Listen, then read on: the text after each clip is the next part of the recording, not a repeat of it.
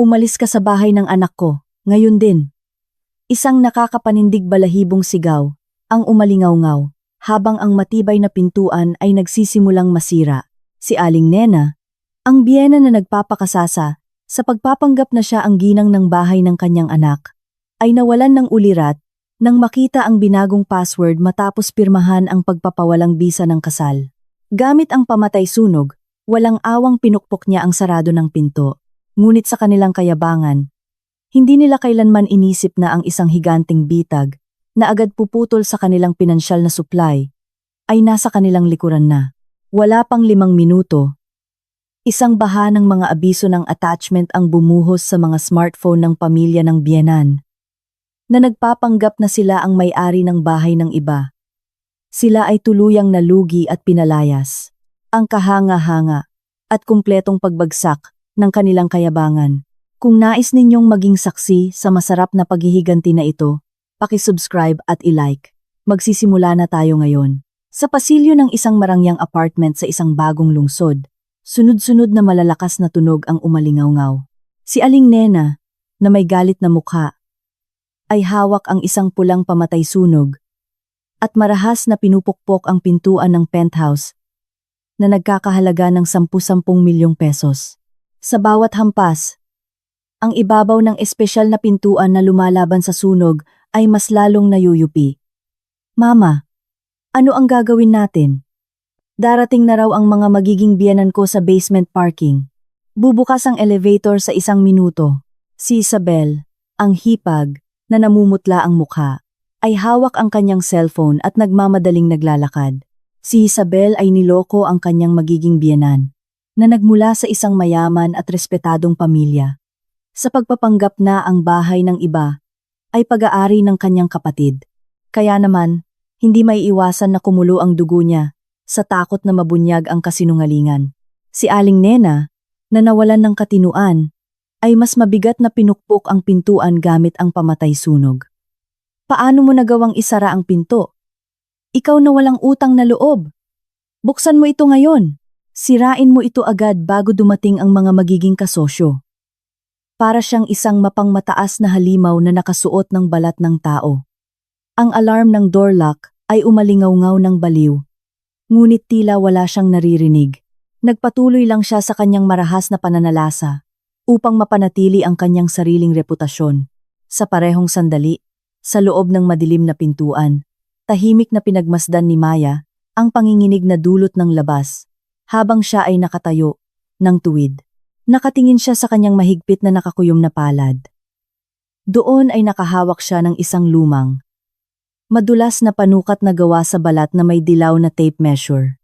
Ang kanyang ina ay nagtatrabaho sa isang makina ng pananahi sa buong buhay niya, hanggang sa mangitim ang ilalim ng kanyang mga kuko sa palengke. Ito ay mga taon na tiniis niya gamit ang kanyang baluktot na mga daliri, na sinasabing bibigyan niya ang kanyang anak ng isang disenteng apartment. Ito ang karapatan sa paglipat sa isang inayos na lumang komersyal na bahay na nakuha sa pawis at dugo. Ngunit 1 buwan bago lumipat sa bagong bahay, namatay ang kanyang mga magulang sa isang hit and run na aksidente. Ito ang bahay na pinalitan ng nakakapanira na siguro sa buhay. Si Maya ay huminga ng malalim at dahan-dahang hinawakan ang ibabaw ng lumang thimble gamit ang kanyang hinlalaki.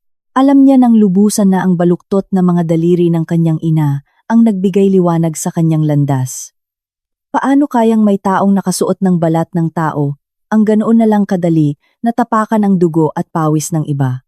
Nang sandaling iyon, ang door lock ay umalingaw-ngaw ng malakas na may babala, kasama ang nakakapanira na pagkiskis ng pintuan na umabot sa limitasyon nito. Nagsimulang lumitaw ang isang maliit na siwang sa matibay na pintuan. Mama, dali! Hilahin mo agad siya sa buhok! Sigaw ni Isabel habang marahas na hinahatak ang hawakan ng pinto.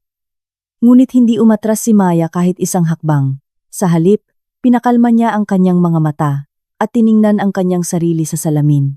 Maayos niyang sinuklay ang kanyang gusot na buhok at kinuha ang kanyang handbag mula sa mesa. Sa loob nito ay may 3 dokumento na tuluyang puputol sa kanilang pinansyal na linya.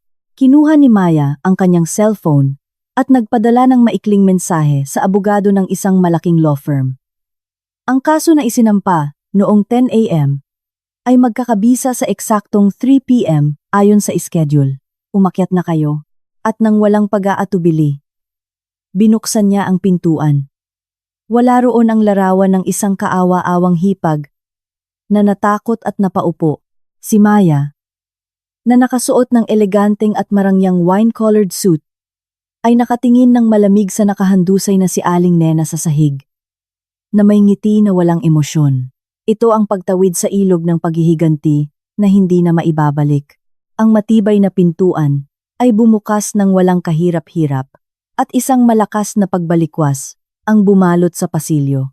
Si Aling Nena, na hindi makayanan ang sarili niyang bigat, ay nawalan ng balanse at bumagsak ng walang galang sa marangyang marmol na sahig. Ang mabigat na pamatay-sunog na kanyang iwinawagayway ay bumagsak sa sahig. At isang malakas na tunog ang umalingaw-ngaw ng mabigat sa buong pasilyo.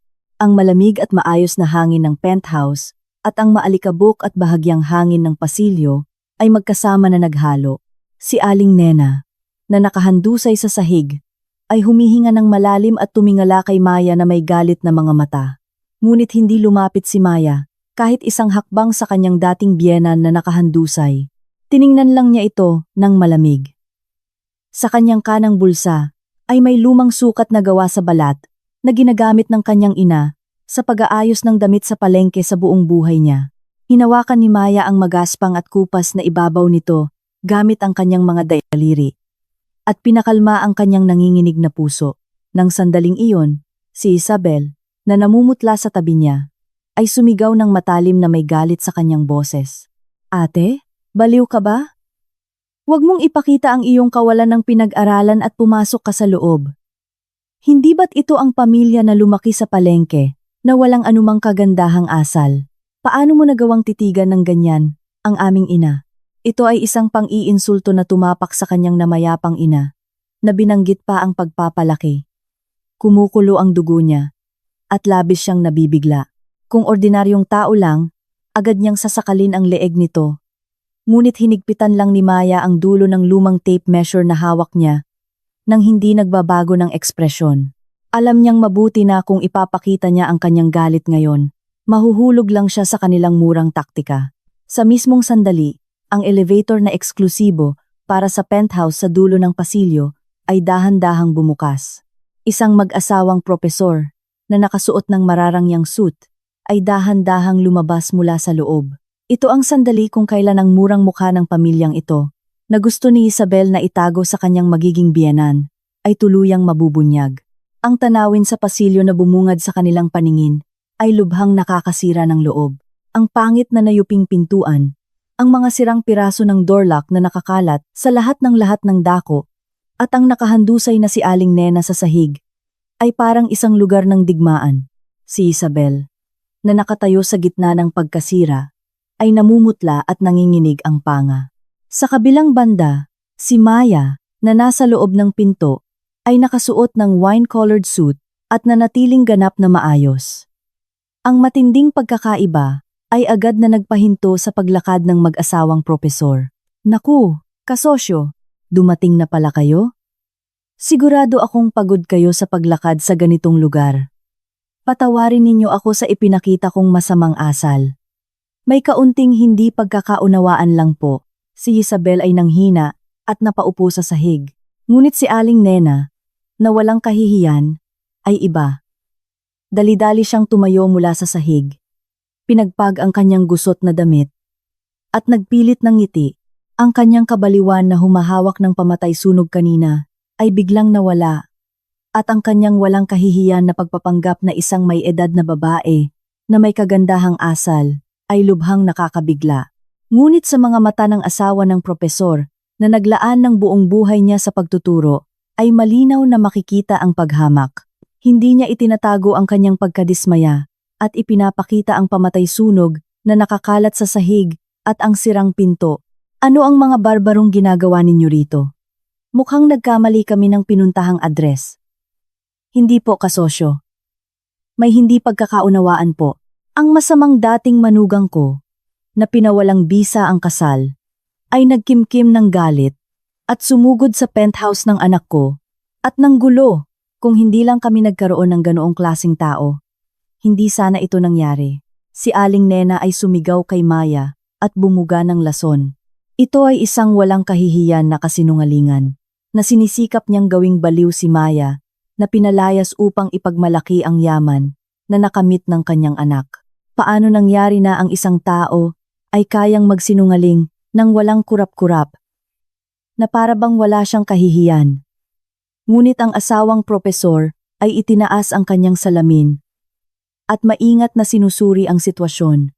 Ang walang bahid dungis at eleganteng hitsura ni Maya sa gitna ng kaguluhan at ang pagkawala ng katinoan ni Aling Nena sa galit. Sino man ang makakakita, mas malapit si Aling Nena sa pagiging isang mananakop. Nang manatili ang matalim na tingin ng asawang propesor kay Maya, huminga ng bahagya si Maya at binuksan ang kanyang handbag. Sa dulo ng kanyang mga daliri ay naroon ang tunay na bigat ng bahay na ito, na binayaran ng pawis at dugo ng kanyang ina. Humakbang si Maya patungo sa mag-asawang propesor, ang takong ng kanyang sapatos ay mahinahon na tumatama sa marmol na sahig. Kinuha niya ang isang marangyang business card na may gintong sulat at magalang na inabot sa kanilang dalawa. Patawarin ninyo ako sa abalang ito. Bilang isang residente, humihingi ako ng tawad. Ako si Maya, ang tunay na may-ari ng penthouse na ito. Tunay na may-ari? Narinig ko na ang kapatid ni Isabel ang bumili nito sa sarili niyang pagsisikap. Ito ay isang panloloko na likha ng kanilang mababaw na kayabangan. Ito ay ang aking bahay na binayaran ng buhay ng aking ina. Sa malamig at matibay na salita ni Maya, ang hangin sa pasilyo ay nagyelo. Ito ang sandali kung kailan ang pader ng kasinungalingan na maingat na itinayo ni Isabel ay agad na gumuho. Ang katotohanan na ang marangyang penthouse na ito, na pinatungan ng yaman ng kanyang kapatid, ay sa katunayan pag-aari ni Maya. Ang manugang na labis nilang minamaliit at inaapi ay tuluyang nabunyag. Si Isabel sumigaw at tumakbo kay Maya. Ito ay isang desperadong pagtatangka na pigilan si Maya at itago ang nakakapanira na katotohanan. Ngunit malamig na tiningnan ni Maya si Isabel, na may kalmadong mga mata, at gaanong pinadyakan ang pulso ng papalapit na si Isabel. Isang malakas na tunog ng pagbangga ng laman ang umalingaw-ngaw sa pasilyo. At si Isabel ay bumagsak muli sa sahig. Ito ay isang malungkot na tanawin ng kayabangan na binuo sa kasinungalingan na nakakalat sa sahig. Sino ka sa tingin mo, upang manloko? Paano ka nang ahas na kumuha ng bahay na pinaghirapan ng aking anak?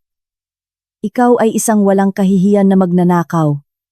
Sumigaw si Aling Nena. Ang kanyang mukha ay namumula sa galit. Ito ay isang ugali na bulag sa kasakiman, na itinaas ang kanyang boses at nagpilit. Nang matuklasan ang kanyang walang kahihiyan, na kasinungalingan. Ang mag-asawang propesor, na halatang sawa na sa pamilyang ito, ay umaatras upang pindutin ang button ng elevator. Nang sandaling iyon, mula sa hagdanan ng emergency exit, sa dulo ng pasilyo, nagsimulang umalingaw-ngaw ng malakas ang tunog ng sapatos. Ang mabigat at nagbabantang mga yapak ay papalapit ng regular. Ang tingin ni Aling Nena at Isabel ay sabay-sabay na tumungo sa madilim na emergency exit kung saan nanggagaling ang tunog. Si Maya, na hawak ang lumang tape measure sa kanyang bulsa, ay pinipigilan ang kanyang nanginginig na ugat at pinagmamasdan din iyon. Sino kaya ang may-ari ng lumalakas na tunog ng mga yapak? Ang mabigat at nagbabantang mga yapak na nagmumula sa madilim na emergency exit ay sa wakas ay lumitaw sa ilalim ng maliwanag na ilaw ng pasilyo. Ang mga mukha ni Aling Nena at Isabel, na nakakakita ng may kaba, ay biglang napuno ng pagkadismaya. Ang mga lumabas ay walang iba kundi ang manager ng apartment, na nakasuot ng maayos na suit, at dalawang matatag na security guard. Ang mga tagapagtaguyod ng katarungan, na lihim na tinawag ni Maya bago pa man dumating sa penthouse, ay sa wakas ay dumating sa pinangyarihan. Agad na kinubkob ng mga security guard si Aling Nena, na nagdulot ng malakas na presyon, nang makita ang magulong pasilyo, at ang pangit na nayuping espesyal na pintuan. Malamig na tiningnan ng manager ang pulang pamatay sunog na nakakalat sa sahig at pagkatapos ay nagdeklara sa mag-asawang propesor at kay Aling Nena sa isang magalang ngunit matatago na boses. Ito ang nag-iisang pag-aari ni Miss Maya, ang residente. Aling Nena, ang ginawa ninyo rito ay malinaw na trespass at isang malubhang krimen ng paninira ng ari-arian. Ang isang salita na iyon ay ang huling suntok na tuluyang pumuputol sa kasinungalingan na pinipilit na ikabit ni Isabel. Ngunit si Aling Nena, na nawalan ng katinuan dahil sa kasakiman, ay hindi man lang nauunawaan ang sitwasyon at sa halip ay nagsimulang sumigaw ng matindi ang kanyang walang kahihiyan na pagtatangka na itulak ang mga security guard na humahadlang sa kanya at sumigaw ay lubhang nakakabigla. Ako ang biyanan ng may-ari ng penthouse na ito. Paano ka nangahas na utusan ako? Ikaw na isang security guard. Umalis ka sa harap ko. Sa kanyang ignorante at mapangmataas na pahayag, ang kilay ng manager ay malamig na kumunot. Kinuha niya ang kanyang walkie-talkie mula sa kanyang baywang at winasak ang ilusyon ni Aling Nena na puno ng kayabangan. Hindi ito isang simpleng away ng pamilya. Ito ay isang malubhang insidente ng paninira ng ari-arian. Ang halaga ng pag-aayos para sa door lock at espesyal na pintuan ng penthouse ay higit sa ₱1,000,000. Na-secure na namin ang lahat ng video footage ng CCTV na nagpapakita na sinisira ninyo ang ari-arian. Nang umalingaw-ngaw ang malamig na numero ng ₱1,000,000 sa pasilyo, hininga ni Aling Nena ay biglang naputol. Habang namumutla ang kanyang mukha, ang ekspresyon ng mag-asawang propesor na namuhay ng marangal sa buong buhay nila ay tuluyan ng naging pagkasuklam. Ang propesor ay mahigpit na hinawakan ang hawakan ng kanyang tungkod. Sa katotohanang muntik na siyang magkaugnayan sa mga barbarong tao na sumira sa pinto ng iba gamit ang pamatay sunog at nagdulot ng ₱1,000,000 pinsala. Si Maya, na pinagmamasdan ang lahat ng ito ng malamig, ay tahimik na hinawakan ang lumang tape measure ng kanyang ina sa kanyang bulsa. Ang kanyang ina, na nagdaos ng buong buhay niya sa paggawa ng damit sa isang maliit na palengke, ay nagdikit ng maraming pain sa kanyang baluktot na likod habang umiikot ang kanyang makina ng pananahi. Ang amoy ng langis ng makina ng pananahi na nagmumula sa kanyang pagod na mga daliri ay tila umaabot sa kanyang ilong. Sa gitna ng impyernong pagtrato ng kanyang biyenan, ang magaspang na kamay ng kanyang ina, ang tanging kalinga at suporta ni Maya. Pinipigilan ni Maya ang matinding kalungkutan na umusbong sa kanyang dibdib at sa huli ay hinasa ito sa isang malamig at matalim na espada ng paghihiganti. Ang pagkaawa ay isang luho lamang para sa mga walang kahihiyan na taong ito na nagtapon ng kanilang pamilya. Kinuha ni Maya ang kanyang handbag at inilabas ang sertipiko ng pagmamay-ari, ang unang instrumento ng paghatol. At walang pakialam niyang itinapon ang dokumento sa paanan ni Aling Nena. Ang ilang piraso ng papel ay lumipad sa hangin at lumapag sa marmol na sahig at tanging ang walang emosyon at tuyong pagkiskis ang umalingaw-ngaw sa pasilyo. Noong buhay pa ang aking mga magulang, itinuring ninyo silang invisible na sinasabing mabaho ang kanilang damit sa langis ng makina ng pananahi. Ngunit nang sila ay namatay ng hindi makatarungan, ganoon na lang ba kayo kasakiman sa penthouse na naiwan sa dugo nila? Ang kapal ng inyong mukha. Paano kayo naging ganoon kasama? Sa boses ni Maya ay may matinding galit na higit pa sa puot. Ang mga mata ni Aling Nena, na nakatingin sa pangalan ng may-ari sa sertipiko ng pagmamay-ari na nakakalat sa sahig, ay nanginig ng walang kalaban-laban, na walang mapuntahan. Ito ay isang perpektong patunay na hindi na makakatulong ang anumang paliwanag. Ang asawang propesor, na pinagmamasdan ang sitwasyon hanggang sa huli, ay sa wakas ay malamig na umiling kay Isabel. Ngunit hindi namin maaaring ipadala ang aming nag-iisang anak na lalaki sa isang pamilya na hindi makatwiran at walang kagandahang asal na sumisira sa pinto ng iba at niloloko ang kanilang magiging kasosyo. Mula ngayon, tuluyan na kaming tapos. Sa matibay na pahayag ng pagtatapos, ang mag-asawang propesor ay tumalikod at sumakay sa elevator nang walang pag-aatubili. Si Isabel ay napaupo, umiiyak, at gumapang sa sahig.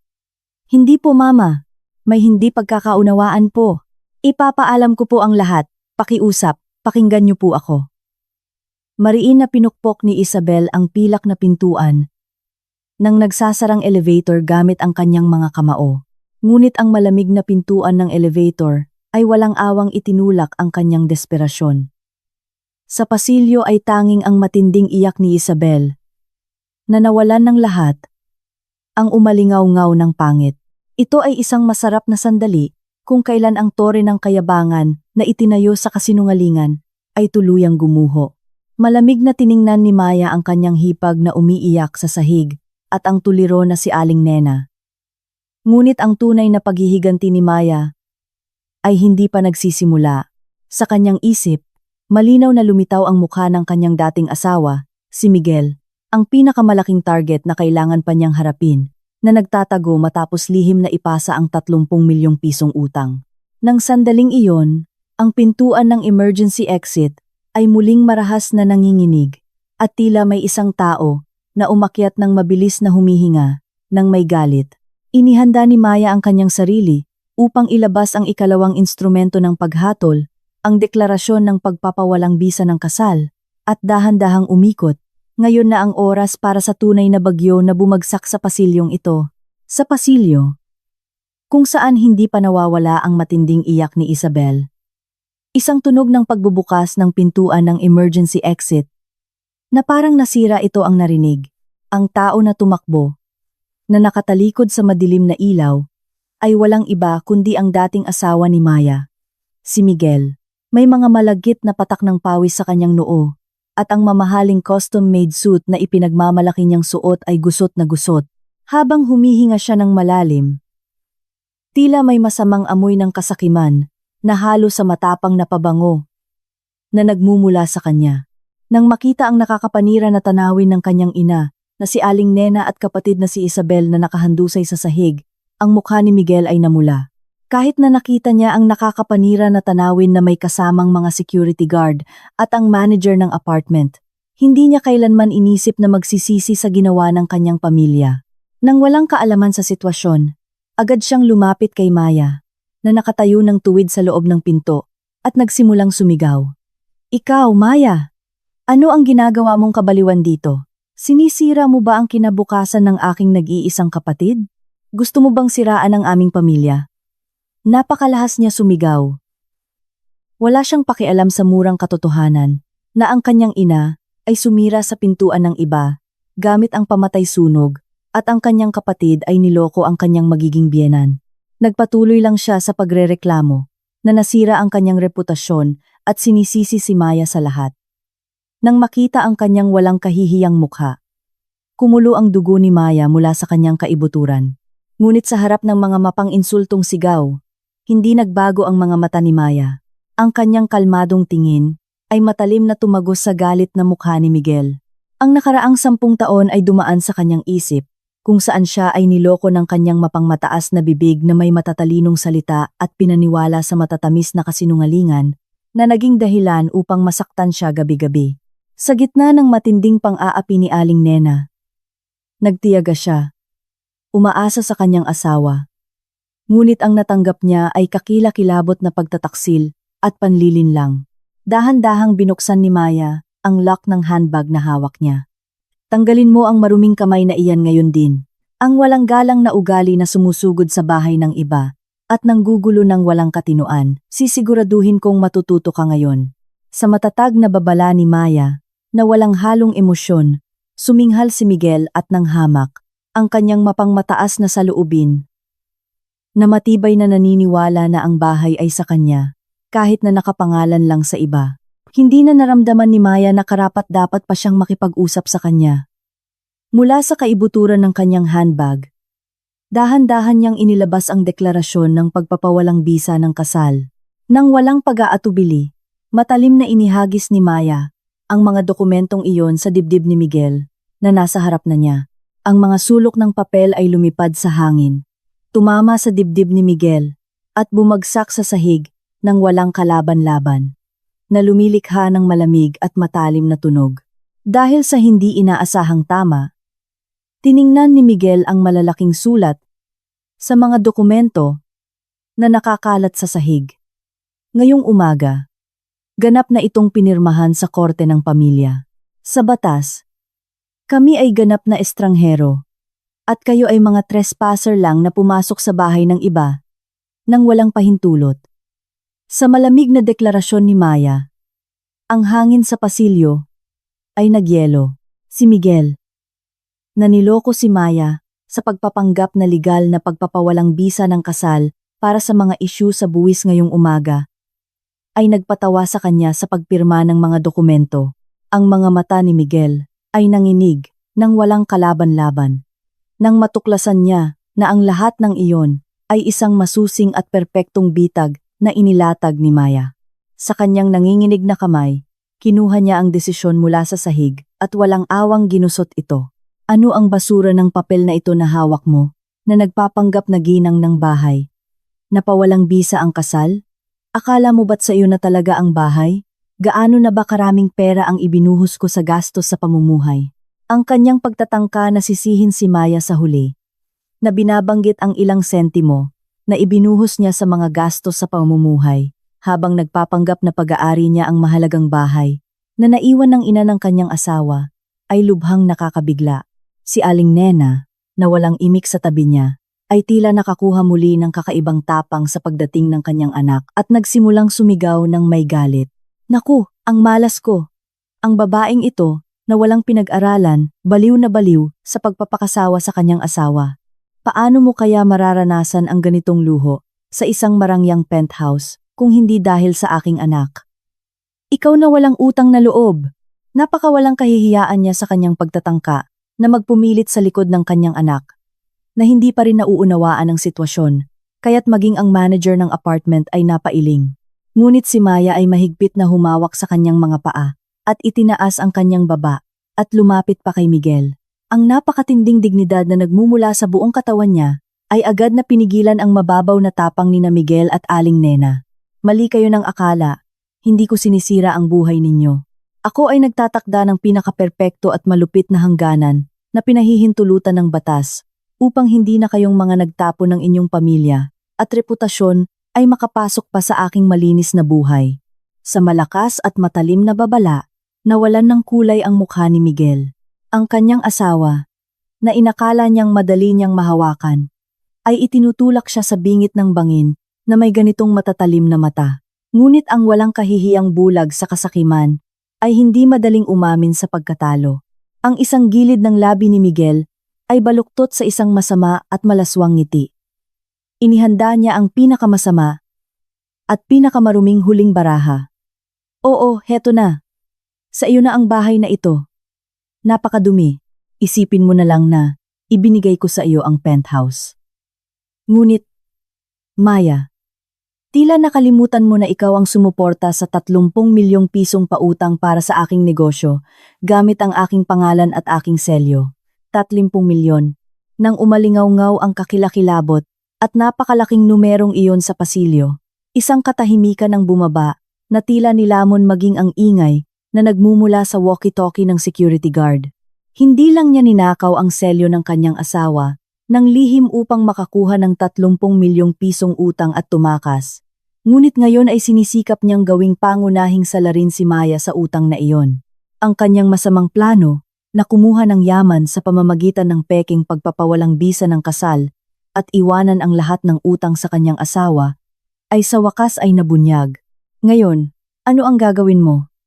Hindi ka na siguro masaya na nakakuha ka lang ng isang bahay. Kahit mapawalang bisa ang kasal ka man o hindi, ang 30 milyong pisong utang na iyon ay bahagi ko, at kailangan mong bayaran iyon sa buong buhay mo. Si Miguel, na tila hawak niya ang tagumpay, ay itinaas ang kanyang baba ng may kayabangan. At si Aling Nena, na sa wakas ay nakakita ng paraan upang mabuhay, ay tumawa ng masama. Ang kanilang pangit na mukha ay kumikinang sa ilaw ng pasilyo. Sila ay mga tao na walang kahihiyan, na hindi marunong magsisi sa harap ng malinaw na ebidensya at sinisikap pa ring pagsamantalahan ng iba. Ngunit ang kanilang malaswang tagumpay ay sandali lamang. Si Maya ay hindi nanghina. Sa halip ay tahimik na kinuha ang kanyang cellphone at nagsimulang mag-tap sa screen. Isang nakakapanindig balahibong kalmado at malamig na ngiti ang lumitaw sa kanyang labi. Na para bang inaasahan niya ang lahat ng pagkasira na ito mula pa sa simula. Ano kaya ang katotohanan na nakatago sa loob ng maliit na cellphone na hawak ni Maya na tuluyang magbubuklod sa kanilang mayabang na bibig? Ang mabigat na aftershock na dulot ng napakalaking bilang na 30 milyong piso ay pumipiga sa pasilyo ng penthouse. Sa hangin ay naroon pa rin ang masamang amoy ng pulang pamatay sunog na ibinuga ni Aling Nena. Si Miguel, na tila nakamit niya ang perpektong tagumpay, ay hinawakan ang kanyang gusot na suit at inangat ang kanyang labi nang may panlilinlang. Sa kanyang kumikinang na mga mata, walang bakas ng pagkakasala ang makikita sa kanyang asawa na kasama niya sa loob ng 10 taon. Mas pinili pa niyang isipin na nakakaramdam siya ng kakaibang kagalakan sa pagkakabit ng isang higanting utang sa leeg ng kanyang asawa, isang ugali na walang kahihiyan. Maya, mahirap nang magpanggap na biktima ngayon. Ikaw mismo ang nagbigay ng selyo at sumang-ayon sa mga dokumento ng pautang. Nais mo bang makatakas matapos pirmahan ang pagpapawalang bisa ng kasal? Wake up. Ito ay isang magkasamang utang ng mag-asawa. Kailan mo ba nahawakan ng 30 milyong piso sa palengke? Kailangan mong ibenta ang bahay na ito ngayon at bayaran muna ang utang na iyon. Ito ay isang pagtatangka na sisihin ang kanyang asawa hanggang sa huli.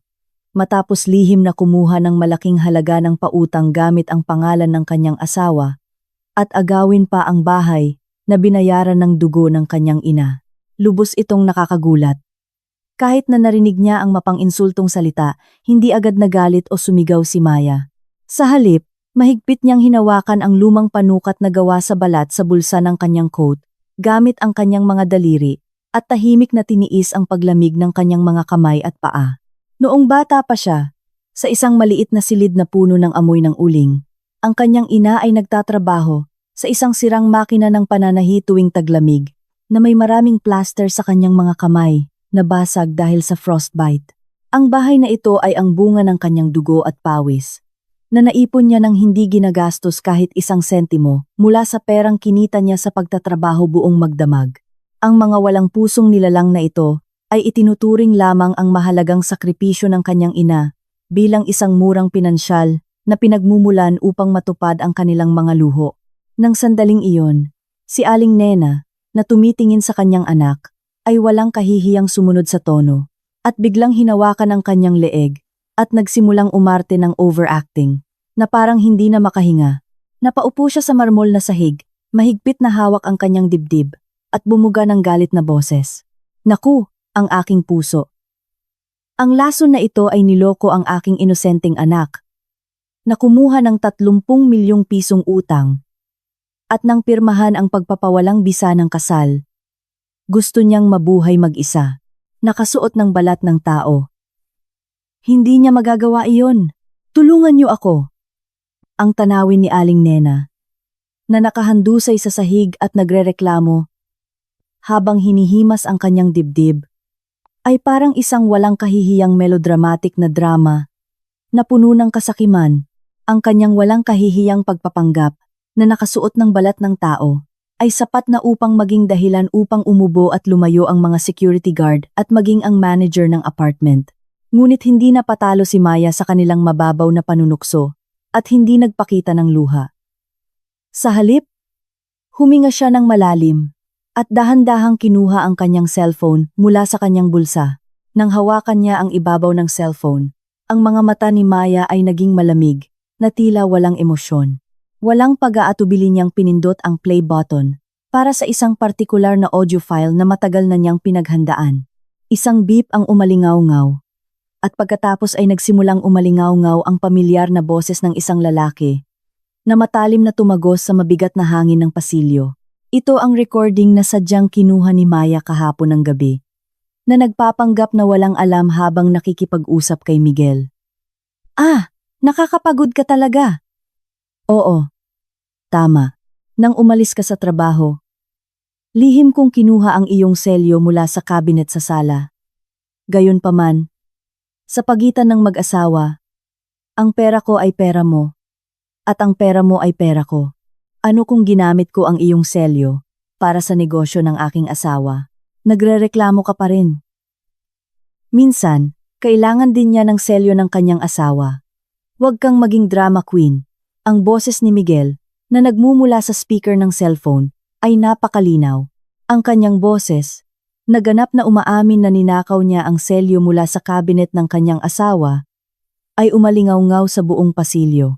Ang kulay ng mukha ni Miguel, na kanina ay ipinagmamalaki ang kanyang sarili, habang sinisisi ang kanyang asawa, ay biglang nawala. Hindi niya masara ang kanyang bibig, at ang pawis ay umaagos sa kanyang noo dahil sa pagkagulat. Maging ang pekeng hikbi ni Aling Nena, na nakahandusay sa sahig at umiiyak habang hawak ang kanyang dibdib, ay biglang huminto nang marinig niya ang recorded na boses ng kanyang anak. Ang mga mata ng dalawang tao, na nakatayo ng tuliro, ay nanginig ng walang kalaban-laban, na walang mapuntahan. Si Maya ay gaanong nagtap sa screen ng cellphone, na natapos ang pag-play at lumapit ng isang hakbang. Tanging ang mababang tunog ng kanyang sapatos na tumatama sa marmol na sahig ang umalingaw-ngaw sa pasilyo. Malinaw na narinig mo, hindi ba? Ikaw mismo ang umamin. Ninakaw mo ang pag-aari ng iba. Nang walang pahintulot ko, hindi ako magsasayang ng emosyon sa pag-aaway sa kalye tulad ninyo. Hahatulan ko lang kayo ayon sa batas, gamit ang ebidensya at pamamaraan. Nang ang perpektong ebidensya ng kanyang krimen ay inilagay sa kanyang harapan, si Miguel, na napilitan, ay tuluyang nawalan ng katinuan dahil sa desperadong instinct na mabuhay. Sa galit, huminga siya ng malalim at sumugod na parang isang gutom na lobo upang sirain ang cellphone na hawak ni Maya. Ito ay isang hangal na pag-aakala na makakaligtas siya kung mawawala lang ang recording file na iyon. Agad na sumulong ang security guard na nakatayo sa tabi ni Maya, at mariin na itinulak si Miguel. Ang sapatos ni Miguel, na tumalbog ng walang kalaban-laban sa malakas na puwersa, ay marahas na kinakaladkad sa marmol na sahig, na nag-iwan ng hindi kanais-nais na marka. Si Miguel, na nawalan ng balanse at bumagsak, ay nagpumilit na tumayo muli mula sa sahig, ngunit pinigilan siya ng mga security guard sa pamamagitan ng paghawak sa kanyang mga braso, na naging dahilan upang hindi siya makagalaw. Bitawan mo ako ngayon. Lihim na ni-record niya iyan, ng iligal.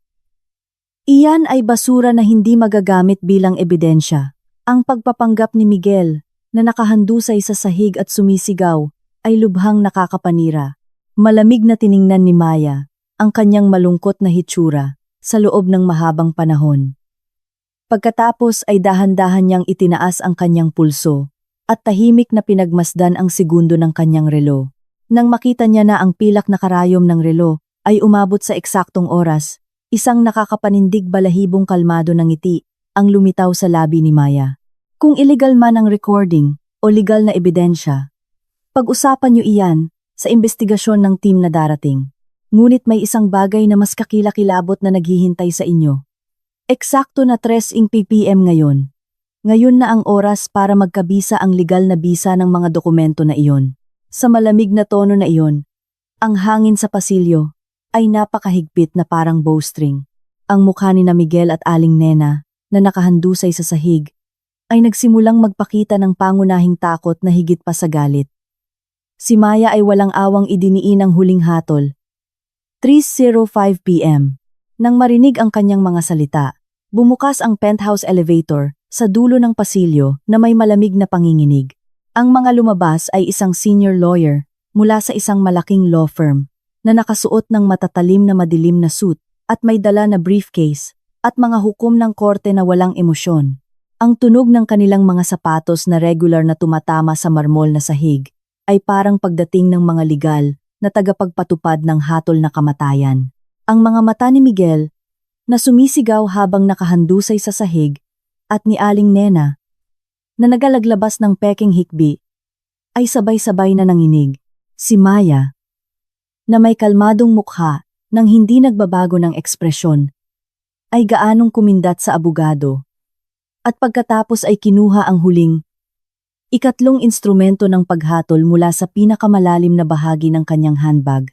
Ito ay isang dokumento na walang katulad sa sertipiko ng pagmamay-ari o deklarasyon ng pagpapawalang bisa ng kasal na itinapon niya kanina, na tuluyang puputulin ang kanilang pinansyal na linya.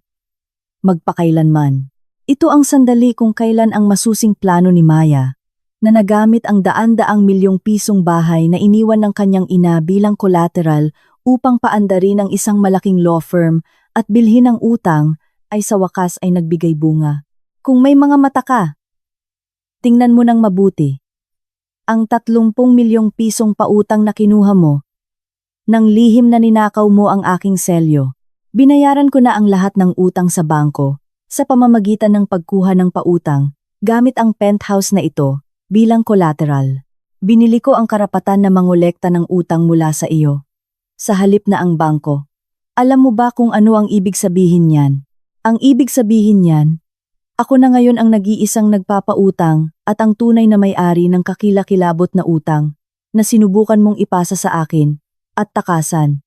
Ang malamig na salita ni Maya ay walang awang tumama sa tainga ni Miguel.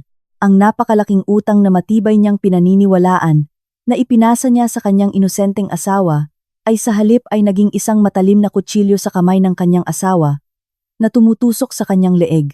Ito ay isang bitag na matagal na pinlano ni Maya upang tuluyang sirain ang mga walang kahihiyang nilalang na ito sa pamamagitan ng paggamit ng dugo at pawis ng kanyang ina na penthouse bilang collateral.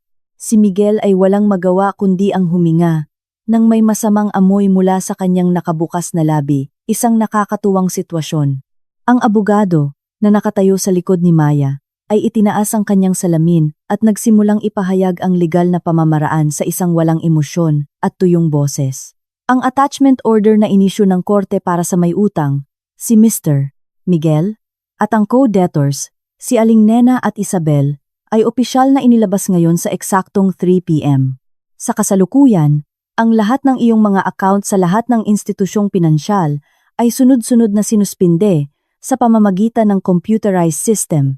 Kasabay ng malamig na abiso ng abogado na umalingaw-ngaw sa pasilyo, nangyari ang isang hindi kapani-paniwalang bagay.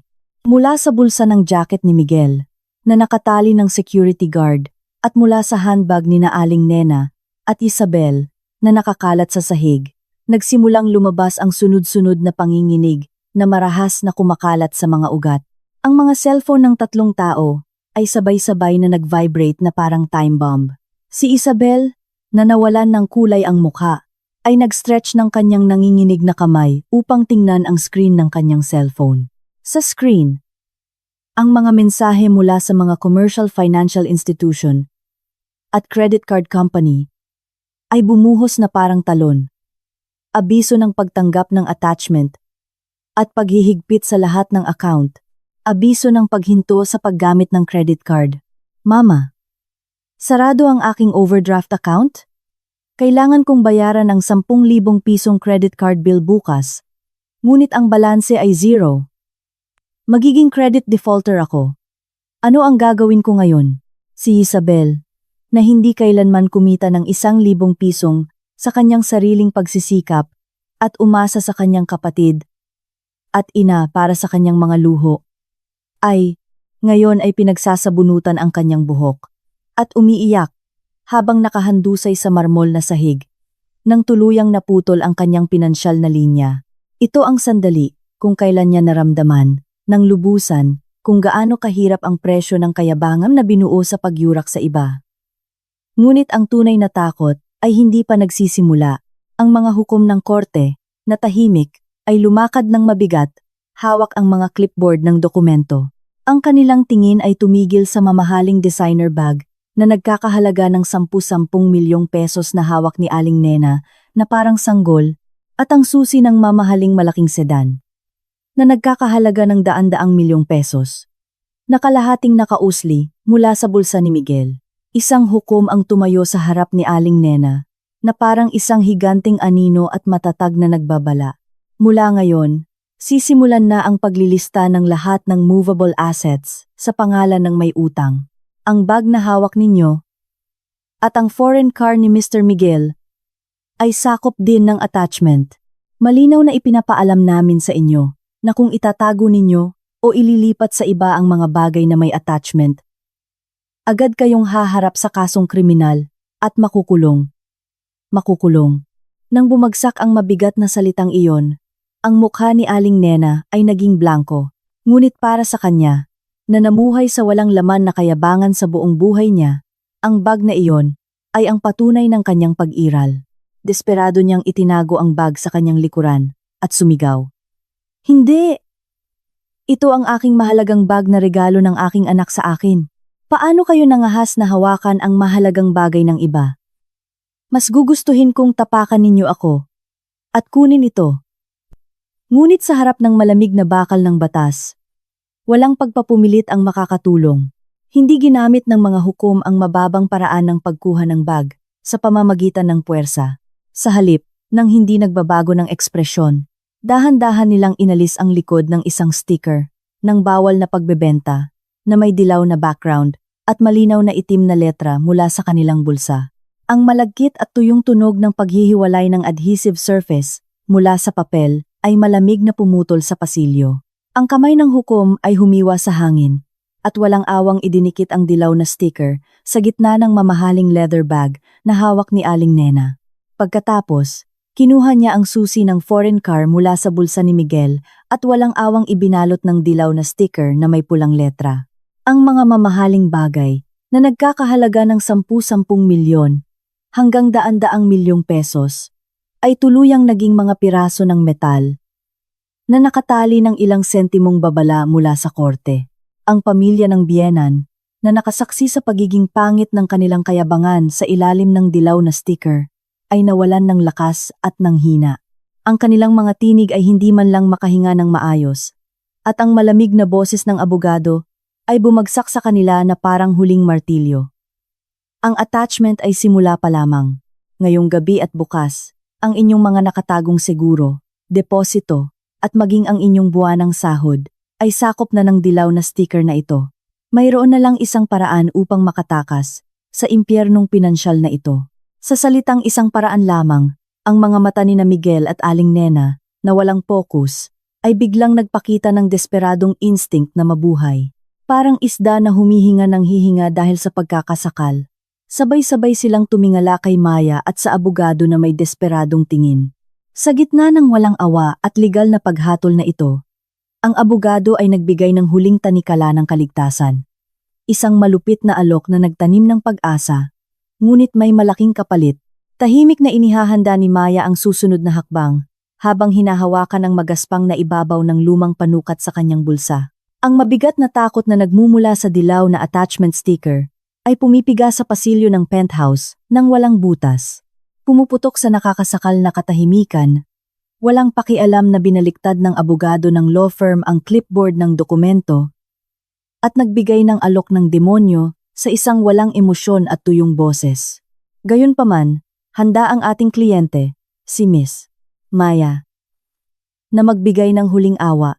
Partikular, bibigyan namin ng pagkakataon na mabawasan ng malaki ang utang ang sinumang magsasagawa ng unang pagpapahayag ng kanilang mga lihim na ari-arian at makikipagtulungan sa legal na proseso ng attachment. Ito ay isang pambihirang kondisyon na magpapatawad ng 5 milyong pisong utang. 5 milyong pisong pagpapatawad, ang matamis at nakamamatay na bilang ng kaligtasan na iyon, ay bumagsak sa marmol na sahig at agad na kumislap ang mga mata ng pamilya ng biyenan na nakahandusay ng tuliro na may kasakiman. Ang kanilang mababaw na relasyon bilang pamilya ay itinuring na mas mababa pa sa isang piraso ng papel sa harap ng realidad ng pagkaputol ng kanilang pinansyal na linya. Ang pagmamahal ng ina at ang kapatiran, na kanina ay nagyakapan at sumigaw kay Maya, ay tuluyang nawala.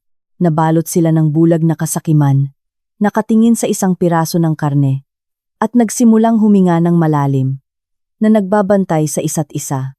Si Maya, ang perpektong tagapagplano ng pangit na dramang ito, ay kalmadong nakasandal sa dingding ng pasilyo, nakakross ang kanyang mga braso, at lumayo ng isang hakbang.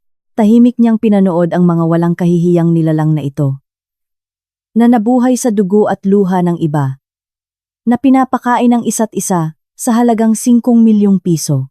Ang unang sumira sa katahimikan ay si Isabel. Siya, na nanginginig ang panga sa bingit ng pagiging isang credit defaulter bukas, ay nagpakita ng matatalim na tingin at walang pag-aatubili na itinuro ang kanyang kapatid. Attorney, Mayroon ng kapatid ko na 7 milyong pisong lupang sakahan sa probinsya na lihim na binili niya gamit ang pangalan ng aming ina. Agad ninyong i-attach ang lupa na iyon na nakatago sa labas ng Rizal Province. Ako ay isang biktima na walang alam at nasaktan ng hindi makatarungan, kaya dapat ninyong patawarin ang aking utang na 5 milyong piso. Ito ay isang tunay na walang kahihiyang pagtataksil, na pinuputol pa ang huling pinansyal na linya ng kanyang kapatid upang mailigtas ang kanyang sarili. Nang mabunyag ang kanyang pinakamalalim na lihim na pondo sa pamamagitan ng kanyang kapatid, ang mukha ni Miguel ay nagmukha sa hindi mapigilang galit. Nawalan siya ng katinuan at sumigaw. Mahigpit na hinawakan ang damit ni Isabel sa tabi niya. Ikaw na walang utang na loob. Ikaw na nagpapakasasa sa mga mamahaling bagay gamit ang perang pinaghirapan ng iyong kapatid. Paano ka nangahas na manaksak sa likod? Attorney, iyan ay isang kasinungalingan. Mayroon pa silang nakatagong pinansyal na linya. Sasabihin ko ang lahat. Ang aming ina ay may nakatagong 1 milyong pisong gintong bara sa isang lihim na lugar sa ilalim ng aparador sa kanyang silid. Siya rin ay isang masamang kakutsaba na nagtatago ng kanyang bibig upang sisihin ako sa lahat ng ito. Nang marinig ang pagbunyag na iyon, ang mukha ni Aling Nena ay biglang namutla. Ang kanyang gintong bara, na masigasig niyang naipon sa buong buhay niya, sa pamamagitan ng pananakit sa kanyang manugang at panlilinlang sa kanyang asawa, ay nabunyag mula sa bibig ng kanyang anak. Ang huling katinuan na natitira sa kanya ay tuluyang nawala. Kayo na mga walang utang na loob na hindi nakakaintindi ng pamilya. Pinaghirapan ko kayong palakihin. At ngayon ay sinisikap ninyong ibenta ang ari-arian ng inyong ina. Wala akong alam sa gintong bara. Pagsasamantalahan ninyo ako. At ngayon ay sinisisi ninyo ako. Sana kayo ay tamaan ng kidlat at parusahan ng langit. Ang pasilyo ng penthouse na nilagyan ng pinakamararangyang marmol ay naging isang ganap na kaguluhan. Ang sunod-sunod na marahas na banggaan ng laman ay nangyari. At ang mga bakas ng mga mamahaling damit na nagkakahalaga ng 1 milyong pesos na walang awang pinunit ay nakakalat sa pasilyo. 5 milyong pisong pagpapatawad ng utang, ang pagmamahal ng ina at ang pagkakaisa ng pamilya ay matagal nang nakalubog sa putik. Si Aling Nena ay sumigaw at inagaw ang mamahaling bag na hawak ni Isabel at itinapon sa sahig. At si Isabel ay nagpumilit na mabuhay at marahas na sumigaw sa kanyang ina. Sumali rin si Miguel sa away sa putik. 5 milyong piso ang kapalit ng pagputol ng pamilya. Ang tatlong tao ay nagsimulang sumigaw sa isa't isa at ibunyag ang kanilang mga nakatagong pondo at bank accounts na parang bumubulwak ang isang bukal. Ang kanilang malungkot na hitsura na nababalutan ng pulang pamatay sunog na pulbos at sumisigaw sa isa't isa ay lubhang nakakabigla. Si Maya ay malamig na tiningnan ang matinding pagpapumilit na iyon at mahigpit na hinawakan ang lumang leather thimble ng kanyang ina sa kanyang kanang bulsa. Ang simpleng thimble na iyon, na nagprotekta sa kanyang mga daliri, na puno ng kalyo sa buong buhay niya, mula sa matatalim na karayom sa isang maliit na palengke, ay tila napakainit sa kamay ni Maya ngayon. Ito ay ang pagbagsak ng mga mapangmataas na tao na namuhay sa kayabangan, na minamaliit ang mga walang-wala na parang invisible. At sa huli, ay nahulog sa kanilang sariling bitag ng kasakiman. Isang mapait, ngunit masarap na hininga ang lumabas mula sa kanyang kaibuturan. Ang abogado ng law firm at ang mga hukom ay hindi sinubukan na pigilan sila na nag-aaway at nagpapumilit. Sa halip, maingat nilang itinala sa kanilang clipboard ang lahat ng nakatagong ari-arian na ibinunyag nila upang mabuhay. Ang lupang sakahan sa labas ng Rizal Province, ang gintong bara sa ilalim ng aparador, ang mga bank account na nakapangalan sa iba. Ang lahat ng ari-arian na kusang inilabas sa pamamagitan ng kanilang pangit na labi ay ganap na nakumpirma bilang mga target ng attachment. Ito ang masarap na sandali kung kailan tuluyang naputol ang kanilang pinansyal na linya. Ang walang kahihiyang pamilya na nagkaisa lang dahil sa pera at nagtulak sa buhay ni Maya sa impyerno, ay sa huli ay nagputol ng kanilang sariling leeg sa pinakamalupit na paraan dahil sa pera, sa kanilang mga ulo na nakahandusay sa sahig at humihinga ng malalim, ang pinakamalamig at legal na huling hatol ay isinasagawa. Sa gitna ng kaguluhan, kung saan sila ay nagpapalabas ng kanilang mga lihim na pondo at nagpapumilit sa sahig, nagsimulang lumapit ang matipid at mabibigat na yapak mula sa dulo ng pasilyo. Ang 4 na pulis, na maingat na tinawag ni Maya bago pa man maganap ang insidente, ay sa wakas ay dumating sa pinangyarihan. Ang kanilang madilim na asul na uniforme ay nagdulot ng napakatinding bigat ng kapangyarihan ng Estado na pumuno sa magulong espasyo. Ang sigawan ni Aling Nena at Isabel, na naghilaan ng buhok at nagsasagutan, ay agad na huminto. Humihinga sila ng malalim at tumingala sa mga pulis na may likas na takot.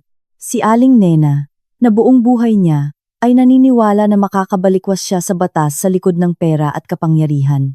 Nang makita ang mga pulis, agad siyang tumayo ng payat mula sa sahig, na parang siya ang biktima, at pinagmasdan ang kanyang gusot na buhok. Naku mga pulis, buti at dumating kayo. Ang walang pinagmulang dating manugang na iyon ay niloloko ang aming pamilya at gumagawa ng gulo. Siya ang pangunahing salarin na sumira sa pintuan ng iba, gamit ang pamatay sunog at nagdulot ng milyong pisong pinsala. Ngunit ngayon ay sinisikap niyang paaresto ang may-ari ng bahay. Ang kanyang walang kahihiyang pagpapanggap, na kinalimutan ang pulbos sa kanyang blusa, at ang kanyang mga kuko na marumi sa pagdila ng dumi, ay nagdulot ng malalim na kunot-noo sa mga pulis. Si Maya ay malamig na.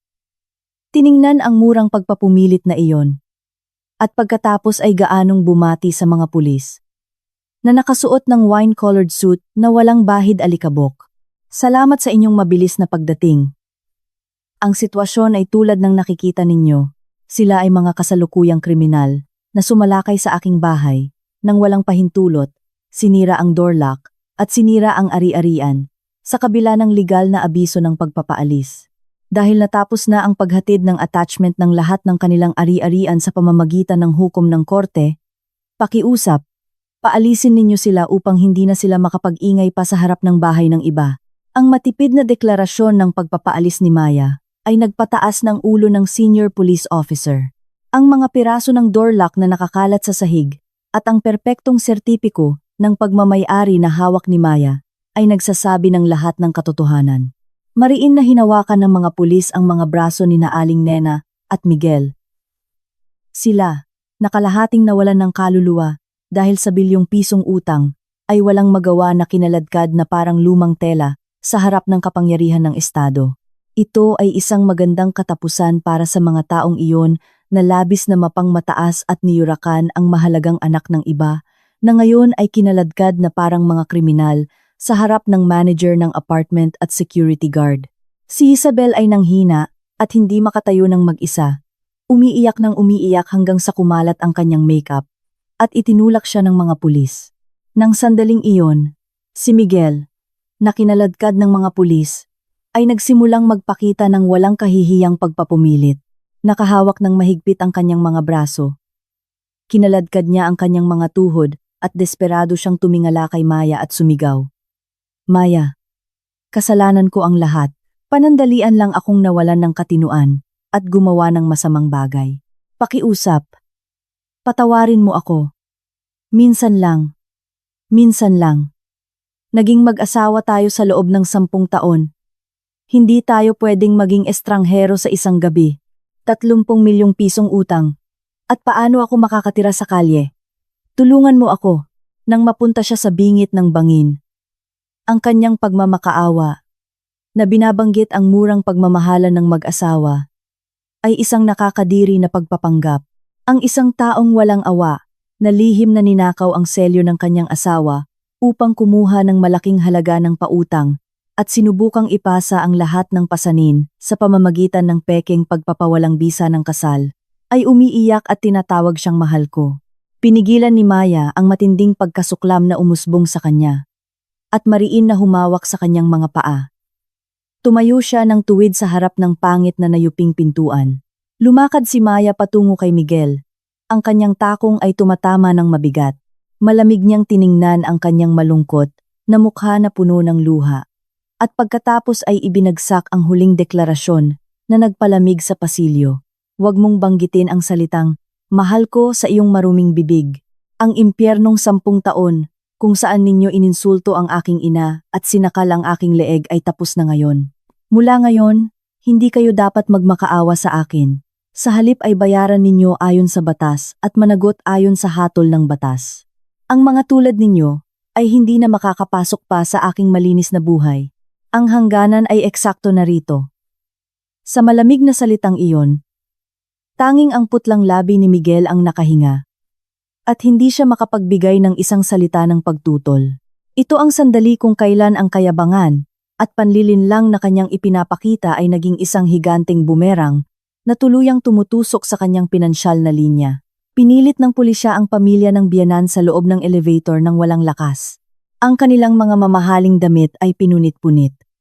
At ang kanilang mukha ay puno ng pulang pulbos at luha. Isang larawan ng pinakamalungkot na talunan sa mundo. Ang pilak na pintuan ng elevator ay dahan-dahang nagsimulang magsara. Sa pagitan ng dahan-dahang nagsasarang pintuan, ang pangit na mga mata ni Aling Nena at ang desperadong mukha ni Miguel ay nakita, ngunit ang makapal na pintuan ng elevator ay walang awang pinutol ang kanilang mga bakas sa dilim. Ito ay isang nakakasakal at masarap na pagtatapos, na tuluyang nabura sa buhay ni Maya sa pinakalihitimong paraan. Nang makita ni Maya ang pulang indikasyon ng palapag ng elevator na bumabagsak sa basement, tahimik lang niya itong pinakawala ng tensyon sa kanyang balikat. Ang lumang leather thimble ng kanyang ina, na mahigpit niyang hawak sa kanang bulsa, ay tila pinapainit ang kanyang malamig na palad, na parang sinasabi na magaling. Tinalikuran ni Maya ang magulong pasilyo na puno ng pulang alikabok at mga piraso, at dahan-dahang lumakad papasok sa penthouse, na naglalaman ng buong dedikasyon ng kanyang mga magulang. Sa likuran niya, ang mabigat na pintuan ay sumara, na tuluyang humaharang sa lahat ng ingay mula sa labas. Sa bigat ng paghihiwalay na iyon, nagsimulang muli ang sarili at buong buhay ni Maya. Eksaktong 3 mahirap na taon ang lumipas mula sa kakilakilabot na pagkasira ng penthouse na iyon. Ito ay isang liblib at tahimik na likuran ng komersyal na gusali, sa labas ng mataong distrito ng isang bagong lungsod, kung saan ang mga ilaw ng neon ay kumikinang buong gabi. Ang matalim na hangin ng taglamig ay marahas na dumadaan sa pagitan ng mga basurang bag. At doon ay nakaupo ang isang baluktot at maliit na matandang babae. Siya ay walang iba kundi si Aling Nena, na walang awang sinisira ang mga itim at malagkit na griller mula sa isang karneng bahay na nakatambak na parang bundok. Ang kanyang marangal na anyo, na mahigpit na hawak ang mamahaling designer bag na nagkakahalaga ng 10-10 milyong pesos na parang sanggol, ay matagal nang nawala. Ang bawat kasukasuan ng kanyang 10 daliri, na namamaga at nagpapalaki mula sa araw-araw na paglulubog sa malamig na tubig, ay nagpakita ng pangit na pagbabago dahil sa matinding arthritis. Ang itim na langis na bumabaon sa kanyang basag na balat ay parang selyo ng kahirapan na hindi matanggal kahit anong sabon ang gamitin. Naku! Lola! Ilang beses ko na bang sinabi na kailangan mong kuskusin ng maigi ang bawat sulok ng griller. Kung makagat ng mga customer ang mga kutsara habang kumakain ng karne, babayaran mo ba iyon? 500 pesos sa isang araw. Kung hindi ka magtatrabaho ng maayos at magpapabaya, umalis ka na ngayon. Maraming tao ang handang magtrabaho. Ang masigla at galit na sigaw ng batang may-ari ng restaurant ay marahas na umalingaw-ngaw sa makipot na likuran ng eskinita. Kung dati, si Aling Nena ay sasabihin, "Sino ka sa tingin mo?" upang sumigaw sa akin. Ngunit ngayon, wala siyang magawa, kundi ang yumuko ng mapagpakumbaba sa malamig na sementadong sahig. Kung siya ay mapapaalis sa restaurant na ito ngayon, hindi niya matatanggap ang 500 pisong sahod niya sa araw na ito. At kung wala ang perang iyon, hindi niya mababayaran ang interes sa 30 milyong pisong utang na araw-araw na lumalaki sa kanyang naka-attach na account. Naku amo, matanda na po kasi ako kaya malabo na ang mata ko, baka po nakalimutan ko. Lilinisin ko po ng maigi ngayon. Pakiusap. Bigyan niyo ako ng isa pang pagkakataon. Sa gitna ng mabigat at nakakasakal na amoy ng langis na tumusok sa kanyang ilong, ang mga luha ni Aling Nena ay bumagsak at naghalo sa malamig na sahig. Malamang ay naalaala niya ang kanyang kayabangan, kung saan pinagtawanan niya ang kanyang ina ni Maya. na namuhay sa palengke. Sa kanyang masamang amoy ng langis ng makina ng pananahi, na sinasabing amoy ng mahirap na tao, ang kanyang mayabang na labi na pinagtatawanan ng dugo at luha ng iba, ay tuluyang naging isang tao na humihingi ng limos sa pamamagitan ng paglilinis ng mga ginamit na griller ng karne ng iba. Sa parehong sandali, sa loading dock ng isang malaking logistics center sa labas ng lungsod, na nababalutan ng pitch darkness. Sa gitna ng mabigat na hangin na halo-halong usok ng usok at itim na alikabok, may isang lalaki na walang tigil na nagdadala ng mabibigat na kahon ng package, nakasuot ng basang pawis na work uniform. Siya ay si Miguel, na dati ay mahilig sa mga mamahaling custom-made suit at minamaliit ang kanyang asawa. Ang kanyang pisngi, na nakalabas mula sa ilalim ng safety helmet, ay puno ng alikabok, at sa bawat pagyuko niya, upang buhatin ang mabibigat na karga, ang matinding sakit ay tumatagos sa kanyang buong katawan, na parang nabali ang kanyang gulugod. Humihinga siya ng malalim, na parang mapunit ang kanyang baga, habang direkta niyang tinatanggap ang mga kahon na dumadaan sa conveyor belt gamit ang kanyang katawan. Hoy! 23! Bilisan mo ang trabaho. Hindi mo ba nakikita na bumubulwak ang dami ng karga? Kung magtatrabaho ka lang ng tamad, umalis ka na ngayon. Maraming tao ang handang magtrabaho. Ang marahas na mura ng supervisor ng site ay bumagsak sa work area sa pamamagitan ng loudspeaker. Si Miguel ay nagngingit-ngit ng ngipin at muling binuhat ang mabigat na kahon sa kanyang balikat, ang walang kahihiyang lalaki, na dating bumubuka ang kanyang bibig na nagsasabing ang mga manggagawang pisikal ay walang pinag-aralan at nasa ilalim ng lipunan, ay ngayon ay nasa isang malungkot na sitwasyon, nagpapumilit upang hindi mapalayas maging sa ilalim ng lipunan. Ang sitwasyon ni Isabel ay parang impyerno rin. Sa harap ng isang maliit at nakakasakal na cubicle sa customer service center sa basement ng isang commercial building sa labas ng lungsod, kung saan walang sikat ng araw, si Isabel ay nakasuot ng murang headset at walang galang na nakikinig sa galit ng isang bastos na customer sa kabilang linya. Miss, ganyan lang ba ang kaya mong sabihin? Paano ka ba pinalaki sa bahay para maging ganyan? Kung hindi mo ibabalik ang pera ngayon, pupuntahan kita sa center mo bukas. Siya, na dating mapangmataas, at pinapaluhod ang mga empleyado sa mga mamahaling department store, kahit sa pinakamaliit na hindi niya gusto, ay ngayon ay direktang tinatanggap ang mga mapang-insultong salita na iyon. Kahit na bumagsak ang luha sa kanyang pisngi at panga dahil sa kahihiyan, kailangan pa rin niyang magpilit ng ngiti sa kanyang nanginginig na boses, sa takot na baka maputol ang tawag at matanggal siya sa trabaho. Customer, humihingi po ako ng paumanhin sa pagkasira ng inyong kalooban. Agad ko pong sisiguraduhin. Ang kanyang mapagpakumbabang pagyuko ay isang perpektong boomerang na likha ng kasamaan na kanyang ginawa sa pagyurak sa iba. Sa madaling araw na iyon, sa isang maikling pahinga sa shift ng pagbaba at pagtaas ng karga sa gabi, sa malamig na sementadong sahig sa sulok ng logistics center, kung saan lumalamig ang hangin, nakaupo si Miguel at kinakain ng isang piraso ng murang tinapay na nagyelo. Nang sandaling iyon, ang kanyang lumang cellphone na basag ang screen ay naglabas ng maikli at matalim na panginginig mula sa kanyang maalikabok na bulsa. Nang tingnan ni Miguel ang screen, lumaki ang kanyang mga mata sa takot. Ang utos ng korte ng foreclosure ay pinagtibay. Ang sunod-sunod na abiso mula sa isang institusyong pinansyal ay lumitaw sa kanyang harapan. Ang lahat ng iyong sahod ngayong araw, 1,500 pesos, ay na-attach at na-transfer na sa account ni Miss Maya. Maliban sa minimum na halaga para sa pamumuhay, kasalukuyang balanse, 0. Ang perang pinaghirapan niya buong magdamag ay automatikong napunta sa account ni Maya nang ipasok sa kanyang account. Ito ay isang perpektong hatol ng kamatayan sa ekonomiya. Isang tanikala ng 30 milyong pisong utang na hindi kailanman mababawasan kahit anong pilit niya at gutom na trabaho. Hindi, ang pera ko, ang dugo kong pera. Nagsimulang sumigaw si Miguel na nawalan ng katinuan.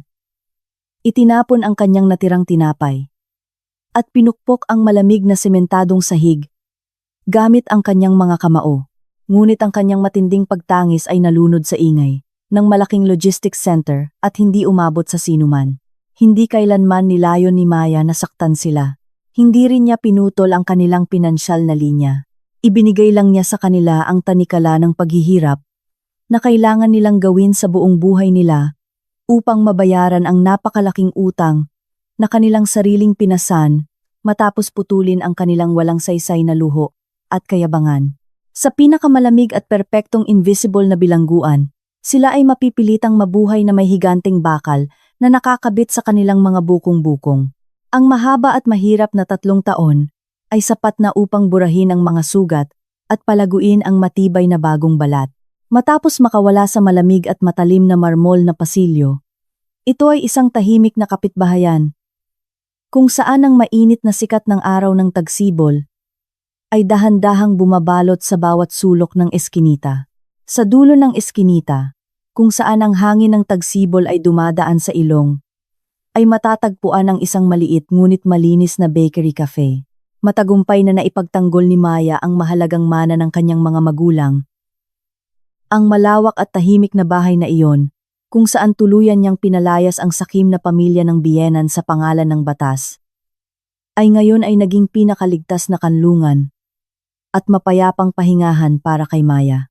Habang nakikita ni Maya ang patong-patong na bayad sa kanyang dating asawa, nasapilitang kinokolekta ng korte bawat buwan. Sa wakas, ay inilabas niya ang matagal ng pinangarap, ang pagbubukas ng isang maliit at mainit na bakery sa isang tahimik na kapitbahayan. Si Maya, na maayos na nakasuot ng apron, ay masigasig na nagsasara ng malinaw na salamin na pintuan. Isang maliit at mapayapang kanta ang lumabas sa kanyang labi. Sa bawat pagdulas ng puti at malambot na tela sa transparent na salamin, ang sikat ng araw ng tagsibol ay sumasalamin at nagpapaliwanag sa loob ng tindahan. Hindi tulad ng mabigat na bakal na pintuan ng penthouse na kailangan niyang isara ng mahigpit upang pigilan ang barbarong pagpapahirap ng kanyang biyenan. Ang pintuan na kinakaharap ni Maya ngayon ay isang magaan at malinaw na salamin na pintuan na nakikita ang loob at labas. Isang maliit na tansong kampanilya sa itaas ng pintuan ay masiglang umalingaw-ngaw na nagpapahayag ng pagdating ng isang customer. Naku, Miss Maya, ang bango ng niluluto mong tinapay ngayon, hindi ko kayang lampasan. Naku, mga matatanda, dumating na pala kayo. Malamig ang hangin. Gaano na ba kayo katagal naglakad sa labas? Ilalagay ko kayo sa mainit na upuan na iyon. 3 matatandang nag-iisa ang pumasok sa loob, hawak ang kanilang tungkod. Huminto si Maya sa kanyang ginagawa at lumabas upang salubungin sila.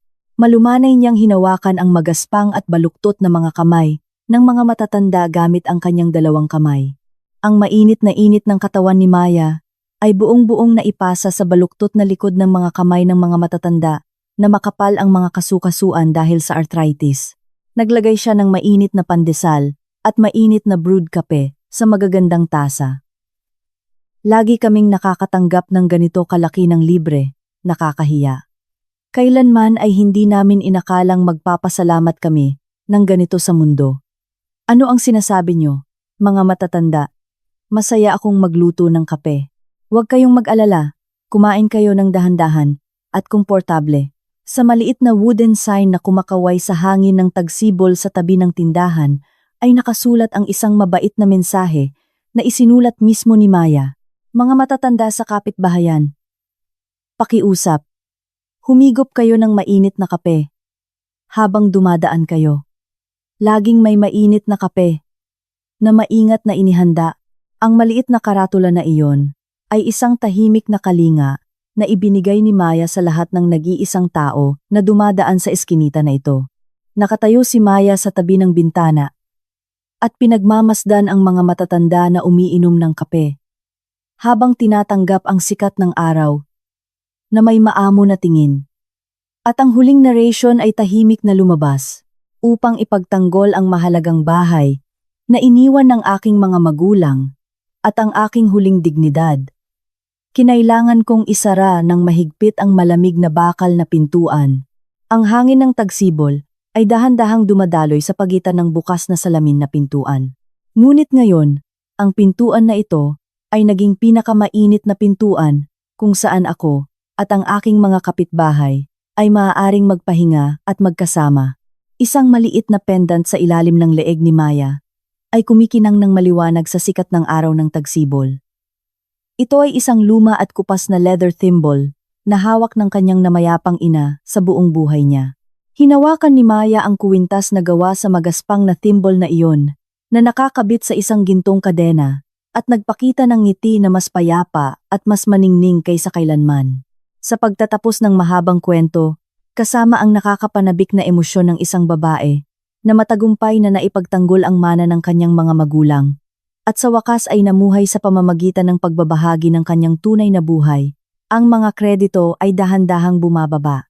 Mga kaibigan ng Life's Narratives, paano ninyo narinig ang nakakapresko at nakakapuso na kwento ni Maya? Tulad ni Maya na nagsara ng malamig na bakal na pintuan at nagbukas ng mainit na salamin na pintuan, ipinagdadasal ko na ang inyong natitirang paglalakbay ay hindi na malalagpasan ng malamig na hangin at mapupuno ng mainit at komportableng pakiramdam na magpapatunaw ng kahit ang mga nagyelong puso. Palaging maging malusog at payapa. Kung ang kwento ngayon ay naging kaunting kalinga sa inyong pagod na puso, pakiusap, mag-iwan ng mabait na marka sa pamamagitan ng pag-subscribe at pag-like.